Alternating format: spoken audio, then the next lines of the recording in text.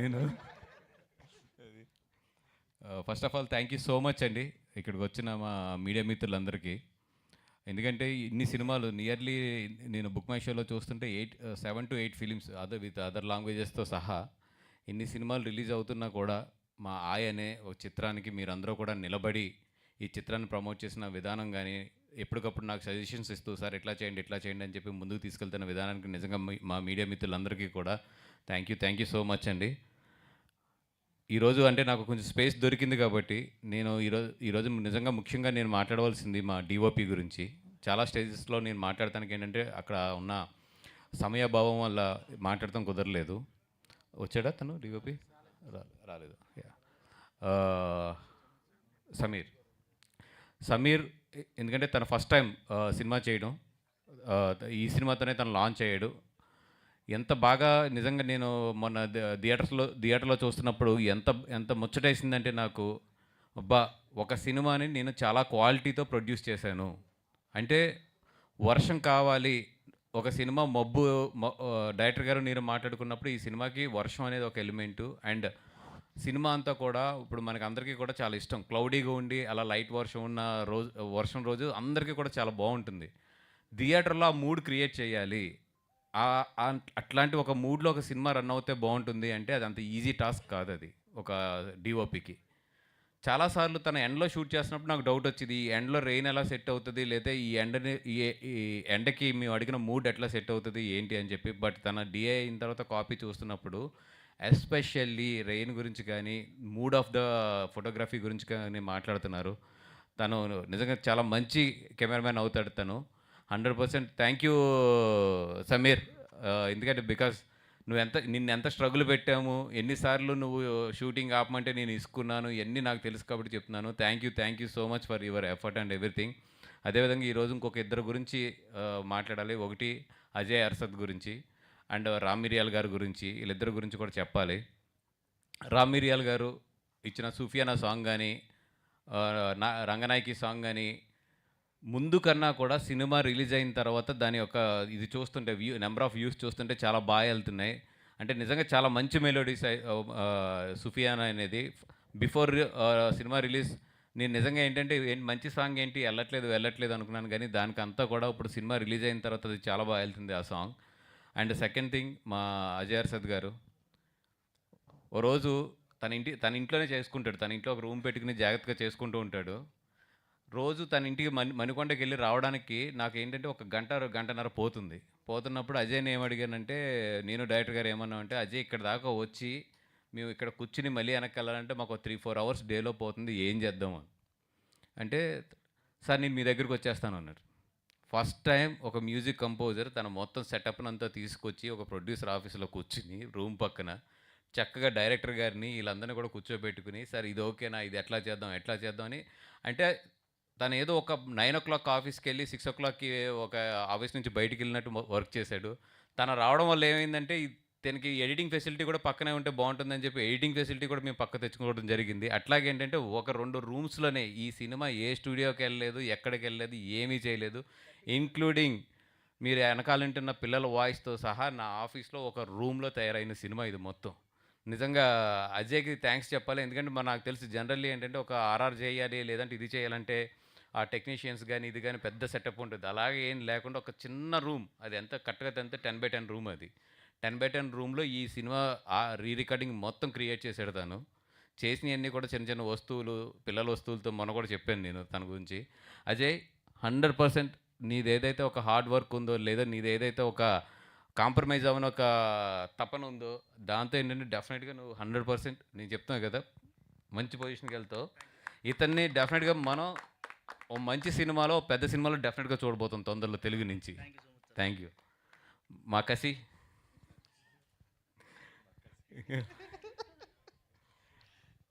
అంటే రాజుగారు రాణి గారిది నేను రిలీజ్ అవ్వకముందు కాపీ చూసినప్పుడు ఇతనితో డైలాగ్ ఉంటుంది, విత్తనం అనే డైలాగ్. యాక్చువల్ మన సినిమాలో ఉంది, లెంత్లో లెగిసిపోయింది అది మళ్ళీని. ఆ రోజు అన్నాను, ఇంకా రిలీజ్ కూడా అవ్వలేదు, ఇతను చాలా మంచి యాక్టర్ అవుతాడు అన్నాను. ఎందుకంటే ఏదో తెలీదు, ఎప్పుడు కూడా ఒక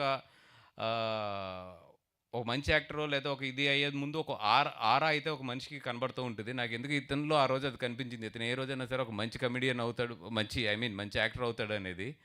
ఏమో అలాగా వేరే స్టేజ్‌కి కూడా వెళ్ళిపోతావేమో. అంటే అన్నిట్లికన్నా కష్టమైంది హాస్యం పండించడం. ఆహ్, ఇందాక నేను ఎన్టీఆర్ గారిని కలిసినప్పుడు కూడా ఆయన ఒక చాలా మంచి మాట అన్నారు డైరెక్టర్ గారితోని. ఏవండీ నవ్వించడం అనేది ఒక వరం. నవ్విస్తూ ఉండండి అన్నాడాయన. నిజంగా అంటే ఆయన అన్న ఆ మాట మీ అందరికి ఇప్పుడు నీ వల్ల నాకు తెలుసు. ఎందుకంటే ఈరోజు పొద్దున్న ఒకళ్ళు కాల్ చేశారు నాకు. ఎక్కడి నుంచి తాడేపల్లిగూడెం నుంచి. కాల్ చేసి ఎవరో ఒక లేడీ మీతో మాట్లాడతానండి అని చెప్తే ఆ లేడీ మాట్లాడింది నాతో.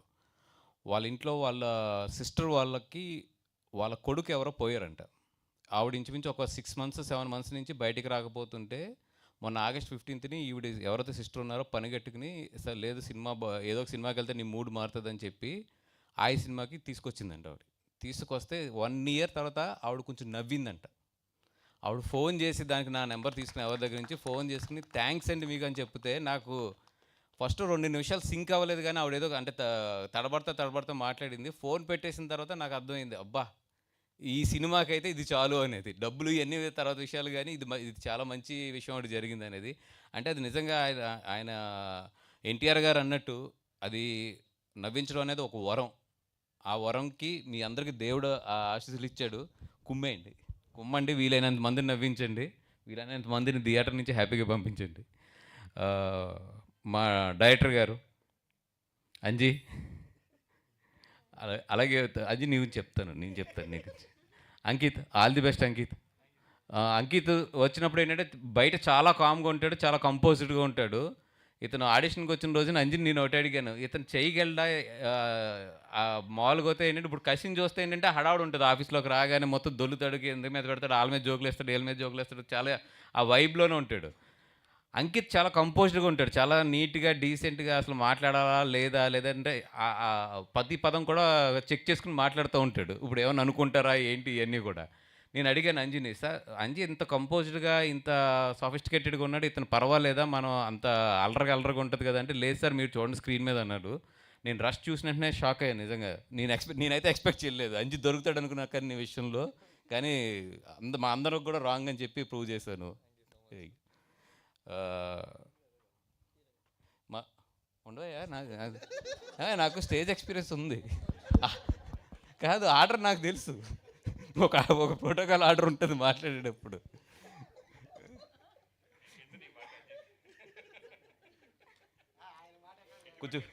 కొంచెం ట్రైనింగ్ ఇప్పించండి రా మనకి. మా అంజి గారు దా ఎంత డేంజర్ ఫెలో అంటే, నేనేమైపోయినా పర్లేదు, నన్ను ఎవడన్నా వచ్చి మర్డర్ చేసేసినా పర్లేదు, ఇతను అనుకున్న సీన్ పండిపోవాలి, ఇతను అనుకున్న చేసేసేయాలి. నేను ఏమయ్యా ఈ డైలాగ్ పెడితే గొడవలు అవుతాయా రేపు పొద్దున్న ఏదైనా అంతే, అవన్నీ మీరు చూసుకోండి సార్ నాకు ఎందుకండి. ఏం చూసుకునేది ఏంటి? ఈయన వల్ల నేను అరవింద్ గారితో ఎన్నిసార్లు డబ్బులు తిన్నానో నాకే తెలుసు, ఇతను చేసిన పనులకు కానీ ఇతను చేసిన అల్లరికి కానీ ఆఫీస్లోని. కానీ తనలో ఉన్న ఎనర్జీ అల్లరి ఏదైతే ఉందో అదే ఈరోజు సినిమా. అది మీరు ఏదైతే సినిమా చూస్తున్నారో అది క్లియర్ అంజి సినిమా. అంటే తనలో ఉండే ఒక అమలాపురం కానీ ఆ కోనసీమలో కానీ ఒక కుర్రోల్లో ఒక ఎటకారం ఉంటుంది. వాళ్ళు అసలు మనం ఏం ఫీల్ అవుతాం ఏం ఉండదు, పడక్కన పనిచేసి వెళ్ళిపోతారంటే వేసేమని కూడా తెలియదు వాళ్ళకి, అలా నడుచుకెళ్ళిపోతారు అంతే. మనం తర్వాత ఎదుక్కుంటూ ఉండాలి. నాకు బెస్ట్ డైలాగ్ ఎప్పుడూ గుర్తుంటుంది. ఏది ఒకసారి ఏదో ఒక సినిమా నాది సరిగ్గా ఆడలేదు, నెక్స్ట్ డే నేను పాలకొల్లో ట్రైన్ దిగితే అదే ట్రైన్కి మా నర్సాపూర్ ఎక్స్ప్రెస్ బాగా ఫేమస్. ఈస్ట్ గోదావరి వాళ్ళు ఉంటారు, వెస్ట్ గోదావరి వాళ్ళు అందరూ, కోనసీమ వాళ్ళు అందరూ కూడా అదే ట్రైన్ పాలకొల్లో దిగి వెళ్తారు. కరెక్ట్గా దిగుతుంటే ఎవరో చూశారు నన్ను. చూసిన వెంటనే ఆ మాట అనకూడదేమో స్టేజ్ మీద, ఏంటంటే మీ సినిమా అంటే అర్థమైపోయి ఉంటుంది మీకు. పొద్దున్నే నేను ఒక బ్రష్ కూడా చేసుకోలేదు, లెగ్గానే భర్త పక్కన ఉన్నాడు, ఫటక్ని వేసాడు ఆ డైలాగ్. కానీ ఏం చెప్తావు అది అంటే, లేదండి పర్లేదండి ఊరుకోండి, ఎక్కడ పర్లేదండి, రాత్రి మా వాళ్ళు మాట్లాడారు ఏంటంటే.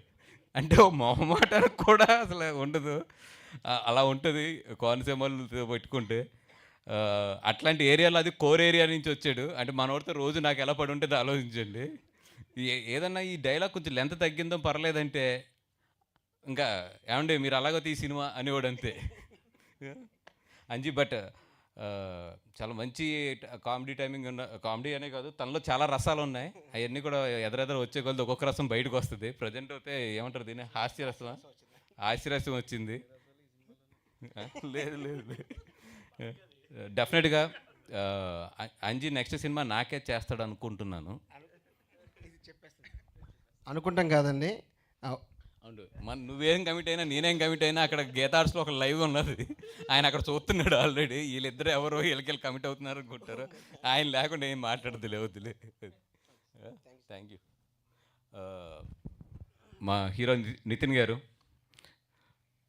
Family అనకూడదని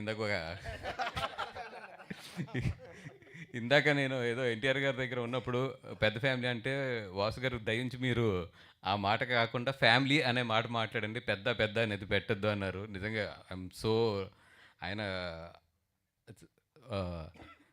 so respectful for him. Like ఆయన మధ్యాహ్నం మమ్మల్ని అందరిని ఆదరించి అంత బాగా మమ్మల్ని దగ్గర తీసుకుని మమ్మల్ని అందరిని అప్రిషియేట్ చేశారు ఆయన. నితిన్ గారు వెరీ సింపుల్గా చెప్పాలంటే ఆయన సక్సెస్కి ఏదన్నా ప్రతి మనిషికి కూడా ఒక సక్సెస్ అయ్యాడంటే ఒకటి ఉంటుంది. ఒకరికి హార్డ్ వర్క్ ఉంటుంది, ఒకరికి క్రియేటివిటీ ఉంటుంది, ఒకరికి స్మార్ట్నెస్ ఉంటుంది, అదేవిధంగా ఒక్కొక్కరికి ఒక్కొక్క క్వాలిటీ ఉంటుంది.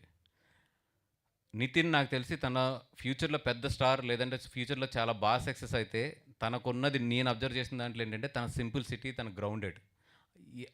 మళ్ళీ ఫ్యామిలీ అనకూడదు కాబట్టి ఒక మంచి బ్యాక్గ్రౌండ్ నుంచి వచ్చినా కూడా తన సింపుల్సిటీ, తనకి ఏదైతే గ్రౌండెడ్నెస్, ఒక చాలా లైట్గా ఒక విషయాన్ని ఆలోచించే విధానం ఏదైతే ఉంటుందో డెఫినెట్గా వాళ్ళు ఎప్పుడు కూడా సక్సెస్ అవుతారు.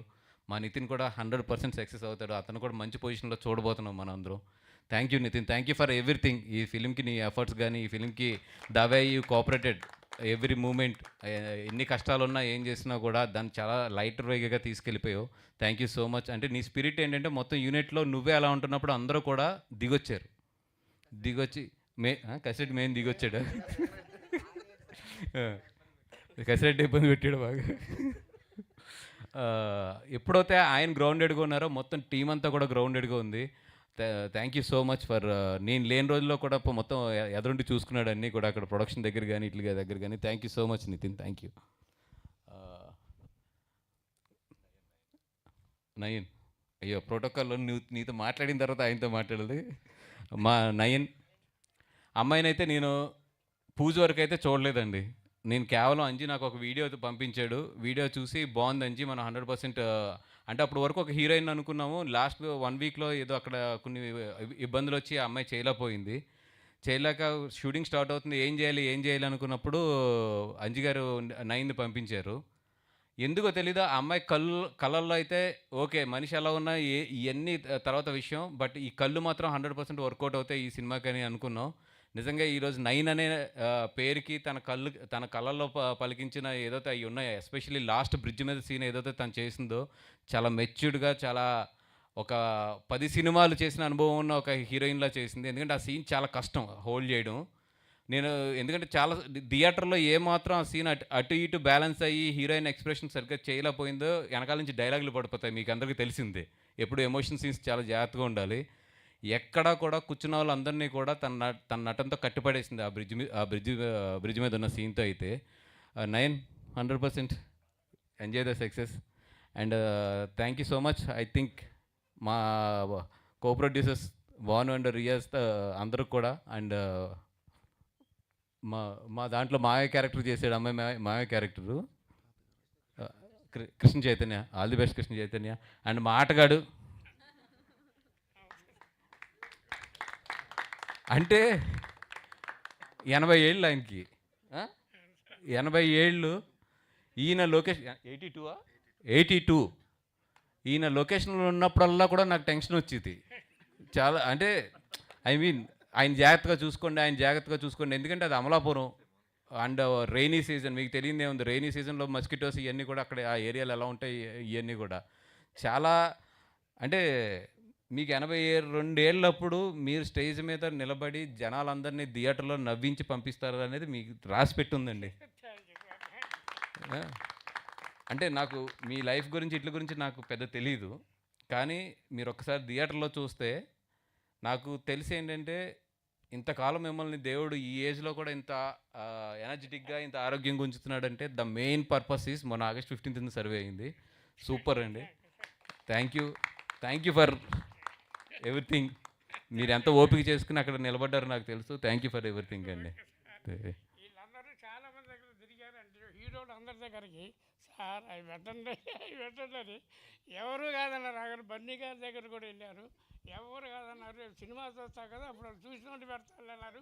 దయచేసి మీరున్నాయి కదా సార్ పెట్టండి సార్.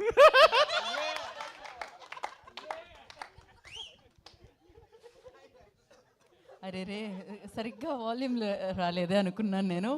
క్రేజీ అసలు ఆయన ఏజ్ ఆయన ఏమన్నాడు అర్థమైందా?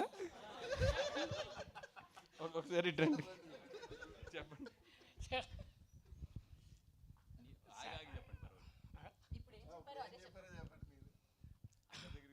సార్ నేను మామూలుగా ఈ ప్రోమో కూడా చేశారండి. ఇది మేము డైరెక్టర్ దగ్గర పొమ్మన్నారు, ముందు హీరో దగ్గర పోయా. సార్ డైరెక్టర్ దగ్గరేమో బన్నీవాసు గారి దగ్గర పొమ్మన్నారు. ఆయన అయ్యా మేము పెట్టింది ఇప్పటికే చాలా పెట్టాము, నేను అవి పెట్టలేను అయ్యా. అరవింద్ గారి దగ్గర పొమ్మన్నారు. అమ్మో సరే వెళ్తాను. అరే వెనకనే డైరెక్టర్ గారు ఈ ప్రొడ్యూసర్ గారు, అమ్మో ఈ ముసవాడు అక్కడ కూడా పోయేటట్టు ఉన్నాడు. అరే అరే రాని ఇద్దరు నాకు వచ్చి బయటకు పంపారు. సినిమా వస్తుంది, వాళ్ళు ఎవరో చూసినట్టు పెడతారు రే. అందుకని వాళ్ళు ఎవరు పెట్టలేదు సార్. మీరైనా చూశారు కదా, కాస్త అవి పెట్టండి సార్. సార్ అయ్యే క్రేజీ. ఇది కేవలం నవ్వుకోవడానికి హాస్యం గురించే తప్పితే, ఎందుకంటే అరవింద్ గారు ఆల్రెడీ నన్ను దీని గురించి 2 మొట్టికాయలు వేసారు. అయినా సరే ఒక హాస్యం పండడానికి కొన్ని ఇది అంజీ ఫైనలీ నువ్వే రైట్ అయ్యావు ఆ ట్రాక్ వరకు అయితే మాత్రం. ఎందుకంటే ఫస్ట్లో కథ చెప్పినప్పుడు ఈ ట్రాక్ని వేరేగా మారుద్దామంటే ఆయన అసలు ఒప్పుకోలేదు. లేదు సార్ ఇది నన్ను నమ్మండి, రేపు పొద్దున్న దీన్ని థియేటర్లో చూడండి, ఇది ఎంత నవ్విస్తుంది అనేది. నిజంగా నేను థియేటర్లో చూసినప్పుడు ఏంటంటే that is what confidence on the what he wrote. నిజంగా నేను అంటే ఇది నవ్వుతారని తెలుసు కానీ అంత నవ్వుతారు అనుకోలేదు నేను. Thank you so much for everybody. And Q&Aకి వెళ్దామా? వెళ్ళాను సార్. బిఫోర్